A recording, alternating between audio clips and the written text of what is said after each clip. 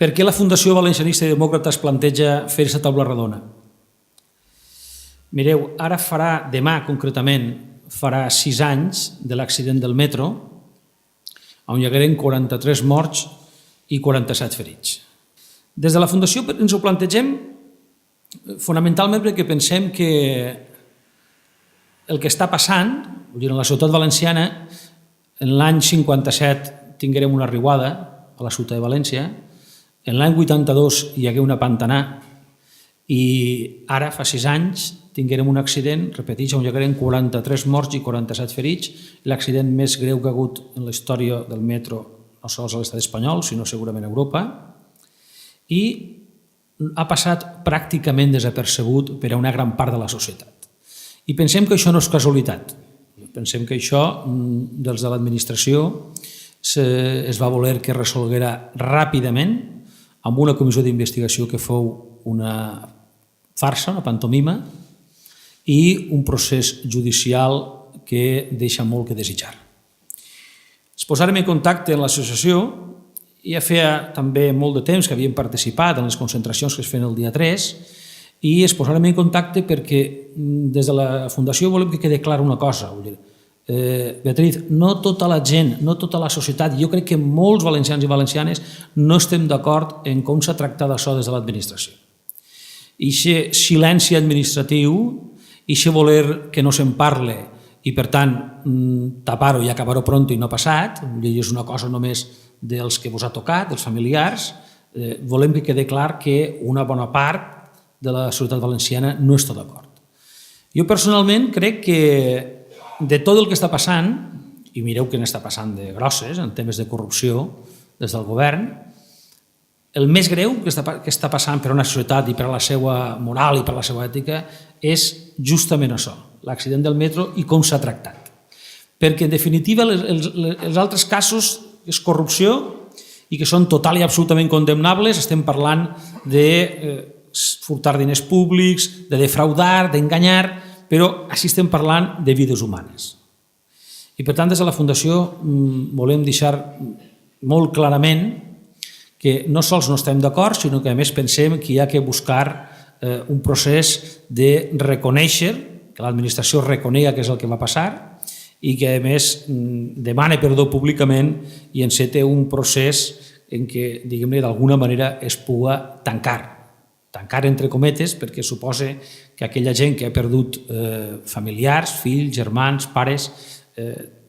difícilment ho podrà tancar al 100%, vull dir, això ho tindrà per a sempre, per a tota la seva vida. També vull agrair la presència de tots els que estan així a la mesa, tant de Pilar Barreto com de Juanjo Laizola, com de Javier Borràs i de Beatriz, que d'una manera desinteressada i participant i volent contribuir a que s'esclarissi el procés i sobretot a fer un reconeixement a l'associació de les víctimes, estan així presents. La meva funció és simplement ubicar la taula rodona, després ells faran unes intervencions, parlar al voltant de 10 minuts cadascú des de les seues posicions o de la seva vessant, alguns, evidentment, el cas de Juanjo i el cas de Pilar, diguem-ne, més tècniques, i el cas de Javi Borràs, que fou el Mundo, fou així l'edició valenciana del Mundo, fou la que va traure una informació, crec recordar que fou en el mes de febrer, on apareixen una sèrie de fets que es descobriren ara en febrer respecte als processos d'investigació i els adoctrinaments d'aquells de ferrocarrils que anaren a declarar. I, finalment, Beatriz, que tanca les intervencions. Juanjo Laizola és nascut a Donosti, és investigador i historiador del ferrocarril, en particular dels ferrocarrils de Via Estreta. Va ser impulsor i primer director del Museu Basc del Ferrocarril, doctor en Història Contemporània per la UNED i llicenciat en Geografia i Història. És un especialista rellevant en Història del Ferrocarril amb nombroses publicacions sobre el tema. Ha viscut a València des de 1977 fins al 85 i el 1998 va publicar El trenet de València, tramvies i trolebusos, monografies ferroviàries. Ha treballat a Euskotren, en sap molt de trens i és membre del sindicat ELA. Pilar Barreto és directora en Psicologia per la Universitat de València i catedràtica de Psicologia Clínica en la Facultat de Psicologia de la Universitat de València, codirectora de projectes d'investigació en l'Hospital Clínic Universitari de València, Hospital Universitari La Fe, Hospital General Universitari, Hospital Dr. Moliner, ha realitzat investigacions en diverses àrees, fonamentalment càncer i cures pal·liatives. Actualment compta amb 3 trams d'investigació reconeguts pel Ministeri, és membre de societats nacionals i internacionals relacionades amb la psicologia de la salut, membre de comitès organitzadors de congressos interdisciplinaris sobre diferents temàtiques, totes elles directament relacionades amb la psicologia de la salut, i és membre de les comissions d'ètica i de recursos de la Universitat de València i és especialista en el dol. Javier Borràs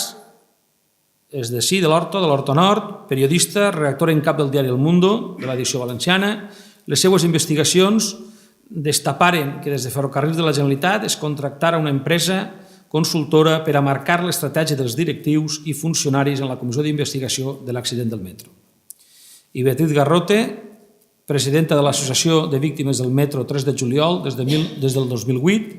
és enginyera en l'organització industrial i té 2 filles i en l'accident del 3 de juliol va perdre una germana. Tenia 42 anys i al tren també viatjava la seva neboda que es va poder salvar.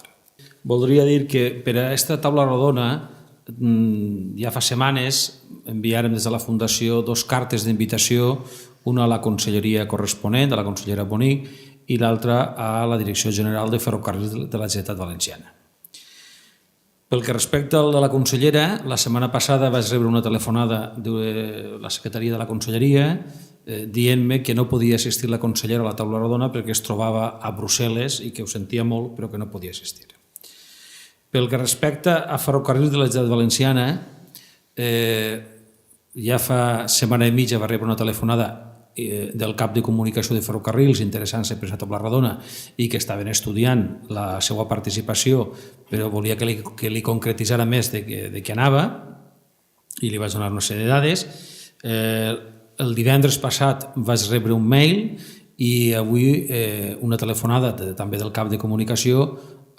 dient que estava complicat, que la directora general de Ferrocarrils tenia unes altres obligacions i no podia vindre. Jo li he manifestat que podia assistir una altra persona i que encara avui, si volien, podien decidir-ho i que estaríem encantats de que vingueren. Va dir que seria complicat i finalment, pel que veig, no ha estat possible l'assistència ni de Ferrocarrils ni de la conselleria. Acaba dient que no sé per què organitzem taules rodones per a parlar de temes que encara vivim en una societat on troba problemes. És a dir, començàrem ja fa alguns anys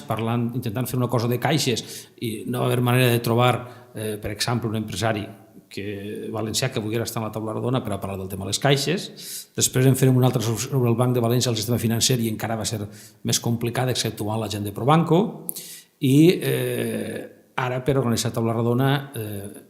per a buscar una persona que ens sapiguera de ferrocarrils, que parla de ferrocarrils, hem tingut d'anar a buscar-lo al País Basc, perquè Juanjo ha vingut exprofesso del País Basc a la taula rodona.